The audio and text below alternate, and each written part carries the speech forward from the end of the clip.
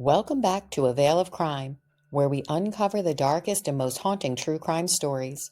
Tonight, we take a deep dive into one of the most infamous disappearances of the 21st century, the case of Natalee Holloway, a bright and vibrant teenager whose dream vacation turned into an enduring mystery that captivated the world. Natalee Ann Holloway was born on October 21st, 1986 in Clinton, Mississippi, to Dave and Beth Holloway. She was the eldest of two children and grew up in Mountain Brook, Alabama after her parents divorced. Natalee was known as a spirited, intelligent, and compassionate young woman. A straight-A student and a member of the National Honor Society, she graduated with honors from Mountain Brook High School in 2005. Her graduation trip to Aruba with more than 120 classmates was supposed to be a celebration of her bright future. On May 26, 2005, Natalee and her classmates landed in Aruba. The trip was filled with beach parties and nightlife. But on the early morning of May 30, 2005, Natalee was last seen leaving the Carlos and Charlie's nightclub with three young men. Joran Sloot, a 17-year-old Dutch honors student living in Aruba, and the brothers Deepak and Satish Kalpoe. When Natalee failed to appear for her flight home later that day, panic set in. The search for Natalee became one of the largest in Aruba's history. Thousands of volunteers combed beaches and the island's interior, while the FBI and Dutch authorities assisted local police. Joran Sloot and the Kalpoe brothers were arrested multiple times, but they were released due to lack of evidence.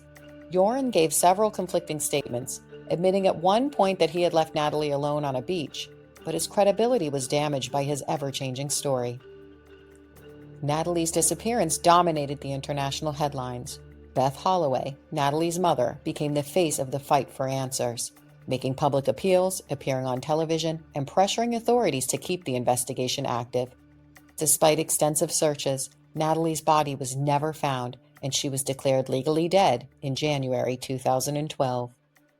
Joran Sloot's life took a dark turn after Natalee's disappearance.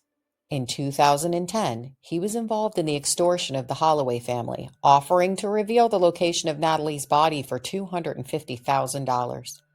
Later that same year, he was arrested in Peru for the murder of Stephanie Flores, a 21-year-old Peruvian student he met in a casino. Flores was found beaten and strangled in his hotel room 5 years to the day after Natalee disappeared. In 2012, Joran was convicted of Stephanie's murder and sentenced to 28 years in a Peruvian prison.